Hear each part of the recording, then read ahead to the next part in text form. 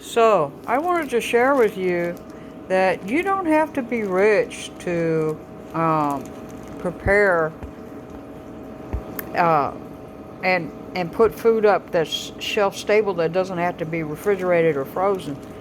I bought this. This is a great value mixed vegetables, 2 pounds. As you can see, it's in the I just put it in the dehydrator, and this is going to go probably. I'll check it probably about 4 or 5 hours to make sure everything is leveled off. As you can see, some of the green beans are like a little bit uh, over top of other vegetables. So I'll come through, and each one of these little shelves that I have in this dehydrator, I'll go ahead and I'll double check that. But when I get done, I'm going to take almost all of this is going to fit in this one jar. Believe it or not, it's all going to fit in like one jar. And I'm going to put it all in the jar, and I'm going to put an oxygen absorber in it, and I'm going to seal it up. And then once a day, listen to me now, once a day, I'm going to shake that jar to make sure there's no moisture in that jar, and to check that the top has sealed down and vacuum sealed from the oxygen absorber. Now, if you do it this way, it will last you for years that way. If you don't do it this way, then it will grow mold and it'll be useless to you. So you want to take it, and what I do is I put it on top of my stove. So in the morning when I'm making my coffee, I just reach out and I shake the jar to make sure that it's completely dry and that the top is sealed. And that's what I do. So that's how you dehydrate mixed vegetables.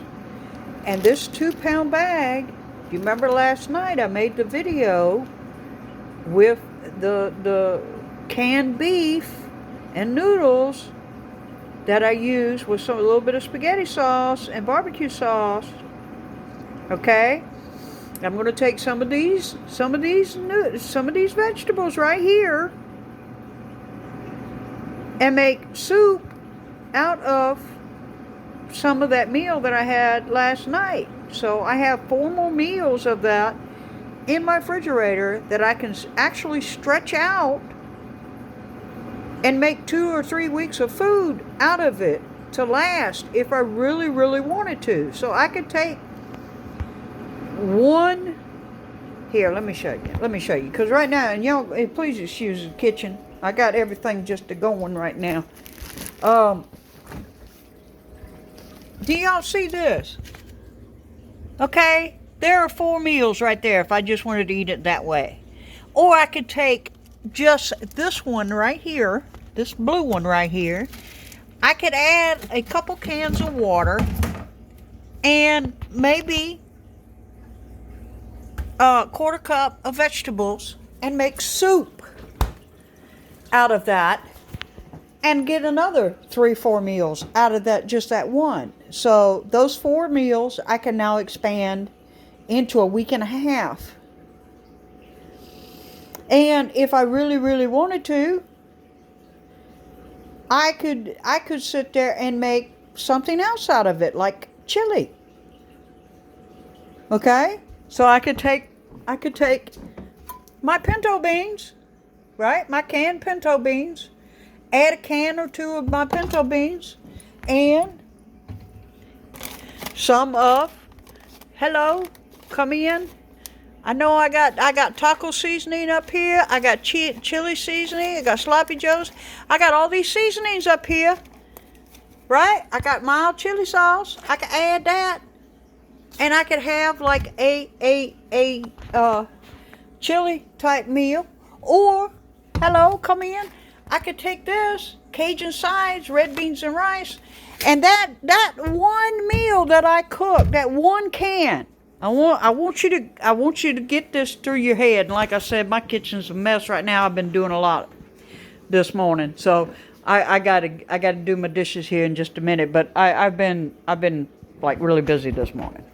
So I want you to get it through your head what all I just told you last night that I used, okay? Last night I used one can of beef, okay, that I bought in 2016. One can of beef, one can of Hunt's 4 cheese sauce, right? A quart of macaroni, pasta, just a quart,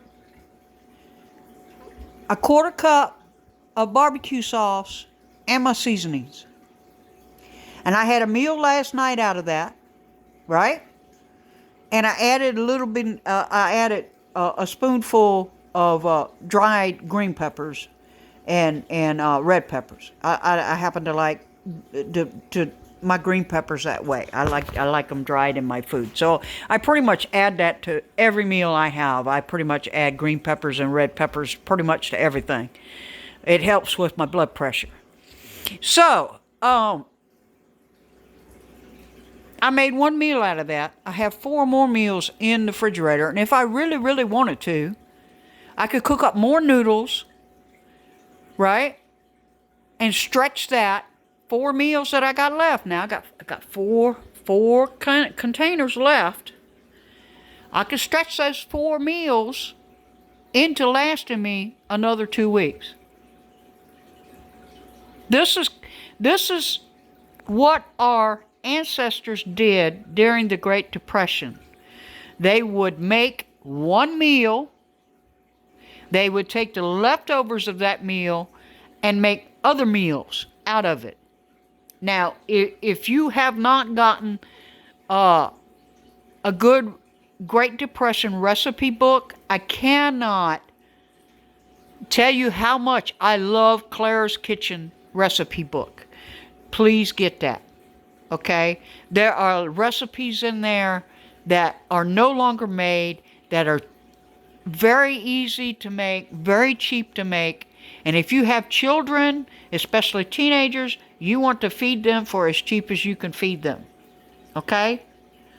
Now, the other thing you're going to say is, well, that meat, you got that meat in 2016. That meat was no good. Well, let me tell you what. I'm using up that meat now because the meat is only good for another year. So, yes, I have started rotating my stockpile. Okay? And here's another tip. Now we're walking again. Here's another tip that I found today. Okay? Now, I didn't do this when I first started building my stockpile. So what I'm showing you is something that I screwed up and did not do. Okay? I did not write the expiration date on the can. Can you see this? It's 12/21.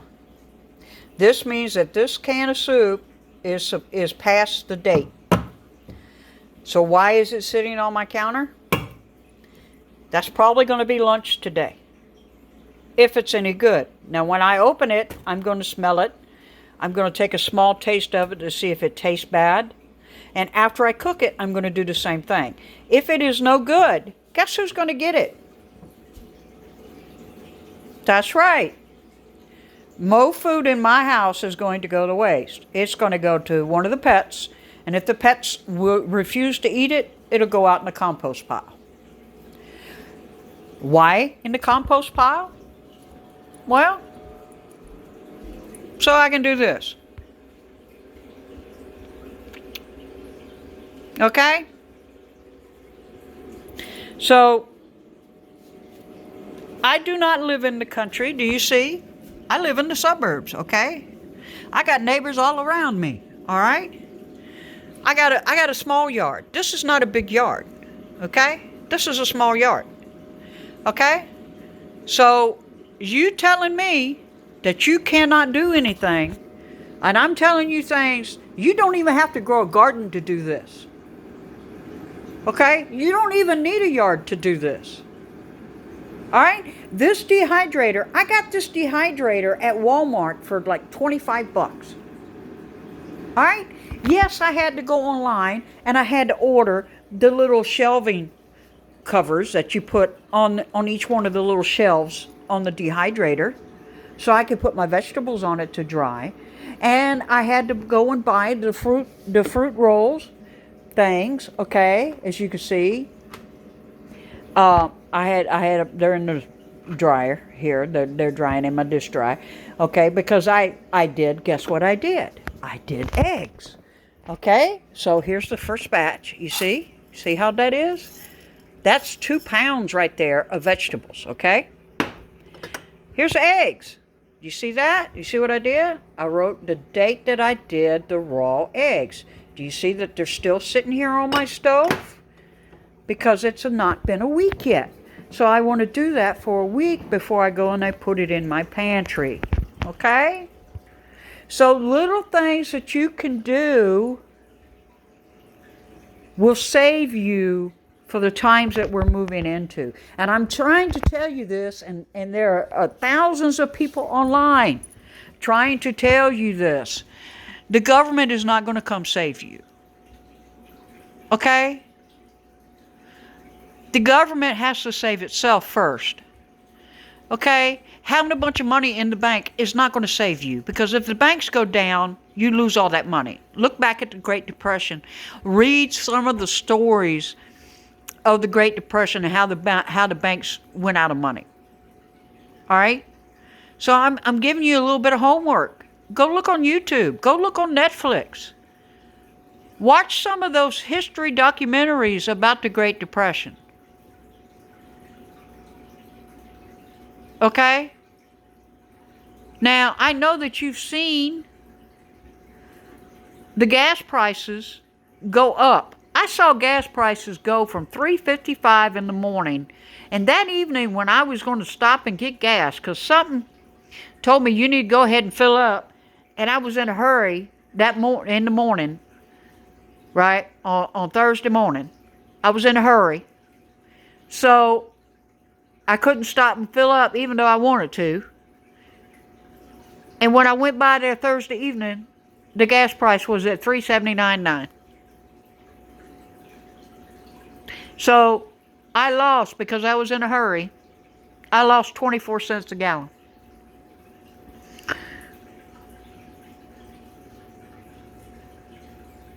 Folks, I know there's not very many of you that listen to me or watch me. I understand that. I'm trying to tell you and trying to help you. I don't have to do this. Okay? I could shut up, go on about my life, and survive. Okay? I'm not doing this out of a sense of being important. I'm doing this because I'm hoping that I will reach that one individual, and that they will listen to what I'm saying, and they will save their family heartache and hard times. Now, we're getting ready to go into spring. If you can grow anything, I don't care if it's a potato. I don't care if it's one potato plant. If you can grow one potato plant, that puts you one potato plant ahead of everybody else. Okay? If you can buy seedlings and grow them in the house. You see, I got mine in the corner with a grow light. Okay? I got my seedlings going in the house under a grow light. All right? I got a little tray underneath of them to catch the water so I don't get any water damage on my floor. Okay? You can do that. All right? You can do that. I'm not anybody special. Okay? I'm not really that intelligent. I make mistakes all the time. Okay? And I'm not perfect. As you can see, if you look on my floor, you'll see I got cat hair and dog hair everywhere. Okay? Because, I work 60, 70, 80 hours a week. So when I come home on the weekend, the last thing I want to do is do more work. But I am compelled in today's society and the way today's society is going, I am compelled to do it now. Because I see what's coming. Okay? For those of you who do not know, a lot of the farmers are going to have an issue this year getting feed for their animals. Why are they going to have an issue getting feed for their animals? Well, let's see. Russia invaded Ukraine. Ukraine provides 30% of the world's grain. 30%. Okay? Korea, Japan, and Africa have had massive natural disasters which have destroyed lots of their crops. So they're going to have issues feeding their own people, much less exporting. And I just heard this morning that North Korea, is it North Korea or South Korea? South Korea. South Korea is putting in force majeure. That means they're saying to everyone who has already paid for their wheat and grains, they're saying we can't fulfill our contract. So that's going to mean that breads and grains and wheat and rice and everything like that comes out of those areas are going to go out the roof. Now, we already know they're going to go out the roof anyway because of the fuel prices. Because as a trucker, I'm telling you, if the fuel price goes up, the truckers charge more to move the freight. So the companies that are getting that freight are going to charge more to the customer. It all rolls downhill, folks. In case you do not know how logistics works, that's how it works, okay? A load is brokered through a company, okay? So let's say Kroger's sends to a broker, hey, I need 50,000 pounds of rice for all my stores. So that broker goes and he goes out to these various nations and he contracts with that nation for 50,000 pounds of rice. And that country's going to give him a price. And he's going to tell that to Kroger, right? This is the price that country is charging. Okay? And then Kroger's going to go, okay, well, how much is it going to cost to move that material here to the United States? If it's not here in the United States, let's just say. Okay? So then you've got to pay for the material to get, one, harvested. Right? So the farmer's going to charge so much to the barns where the stuff is stored. He's going to get paid. Then you're going to have the barns are going to charge so much to move it from the barns into packaging plants, warehouses, so to be packaged. Then those warehouses have got to make money, so they're going to add their 2 little cents on for their packaging and to pay their people. Right? Then once it comes out of that warehouse, guess what? It's got to go inside some kind of container to move it from that warehouse to the ships. Right? So they're going to add their 2 cents in for movement. Then you got to pay to have the freight moved on the ship all the way here to the United States. Then once it gets here to the United States, now you've got to pay for docking charge, freight charge, and the people on the boat charge, right? So it comes into the port. Then you got to pay the port, and you to take it off the ship. Then you also have to pay to have that freight moved from the port to your customer or to your warehouse where it gets separated out and then gets sent on another truck or train to your grocery store. So everybody, this is logistics. Everybody has a little finger in the pie. So if one of those little fingers in the pie cost increase, guess what? it's going to be passed on to the consumer. Okay? It's going to be passed on to the consumer. Now, some of these companies are going to go with the thing of they're going to trick you. Okay, they're gonna have a package which says that it's so many ounces, but if you look at the bottom of the package, it, like with Irish Spring, Irish Spring used to be a perfectly straight bar, and now it's like a oval bar. Well, they did that to make money. They shaved off part of the bar so they could make money. Okay, so the package looked the same, but there was less in the package. That's happening now. Okay, the package looks the same, but there's less in the package. Or they're using less quality materials because they're trying to keep the prices as low as they can buy it, which makes sense. I mean, if you want to buy something, you're going to try and buy it for as cheap as you can buy it for the quality that you want. All right, that's just the way consumer type of society works. Okay. And that's just how business works. So, prices are going to go up.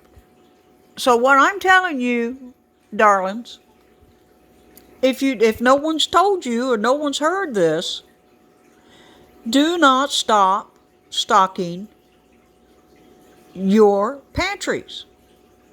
Because honestly, the way it's looking, that pantry that you got right now might need to last you 3, 5, 6 years. Maybe even longer. Okay? Because if we don't get the oil crisis straight, then we're going to be hurting on pricing. And if you think that your wages is going to go up, it's not going to go up to match how fast this inflation is happening. I mean, I saw a 24-cent increase in the fuel price in a day. I ain't even been out today. I'm scared to go out anywhere because I got to do my house anyway. I got to clean house and everything today anyway. But we're moving into scary time, folks. Now, like I said, I know that there's a lot of you that don't watch me, and I know I don't have very many views, but if those who are watching me, if you could just hear what I'm saying, please, just please hear what I'm saying. I don't care what country you're in. I really don't care what the governments are doing. The only thing I care about is making sure you got food on your table to feed your family. That you have a roof over your head, okay, and a way to heat and cool your home. That's all I care about. Now, these governments, these little elite people that are spoiled brats as far as I'm concerned, because to me, as a mama, I'm watching this and I'm going, it sounds like two-year-olds going at it. That's my toy. No, it's mine. I mean, honestly, that's what it's just like two spoiled brats. And not even paying attention to the fact that they're destroying the entire room around them while they're arguing. So all the rest of us got to pay for it. So what I want you to do is I want you to take this to heart. If you can stock food, even if it's an extra can a week, I understand. Look, I was on welfare. I understand.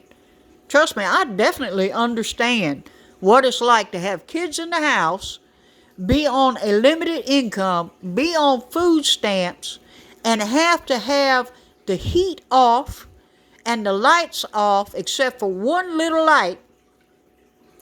And the only heat you get is from the kitchen stove to heat the house, and everybody is sleeping in the living room with plastic up over the hallway and over the doors and the windows to try and keep the heat in. Do you feel me? I understand where you are coming from. Okay? If you can do nothing else but buy an extra box of pasta or an extra can of soup, do it. Do it. And I would not recommend that and I would not be this adamant about it if I did not feel that everybody is in for a world of hurt worldwide. Worldwide. Not just in the U.S., not just in Russia, not just in Ukraine, not just in Israel. Worldwide. Famine is coming. Worldwide. I'm warning you. I'm telling you now. Prepare your house. Get as much food as you can. And do not go into debt. Because if you go into debt, then the governments can come along and take your house, take everything that you got, and then what do you got? Then you're going to be out on the street looking for a handout. And nobody's going to give you a handout. If you read anything about the Great Depression, then you know that there were people standing in line for one day of work, and they stand in line 8-12 hours to get a bowl of soup. And they work all day for it. I don't want to see you go through that. I don't want to see anyone go through that. So if you can buy an extra can of food, or an extra box of rice, or an extra box of pasta, do it. Do it. Start reusing jars. Start reusing things.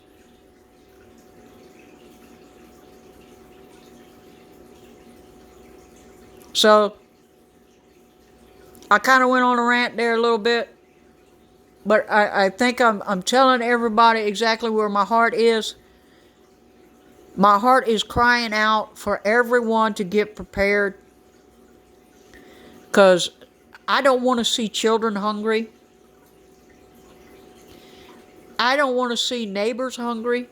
I don't want to see people starving to death.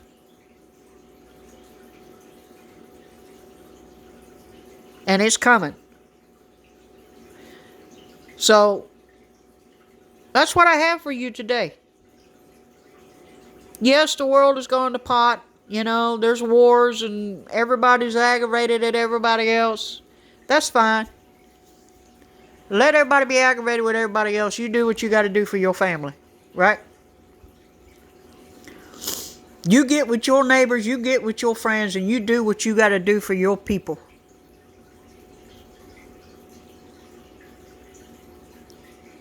Because I can guarantee you, the government is not coming to help you. Any of you have been homeless, you understand exactly what I'm saying right now. The government is not coming to help you.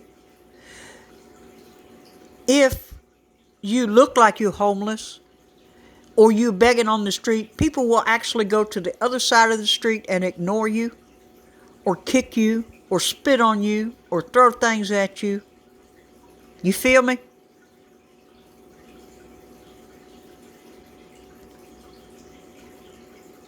Get what you can get. Don't go in debt to do it. I understand it's going to get exceptionally hard. You're going to have to cut off the extras. You're going to have to explain to your children why they can't have their specific type of meal that they want. These are rough times, folks. This is what we're moving into. This is what we got to be prepared for. So, do what you can do as the adult in the room. Do your due diligence. With much love and peace. We'll talk at y'all again. Bicycle.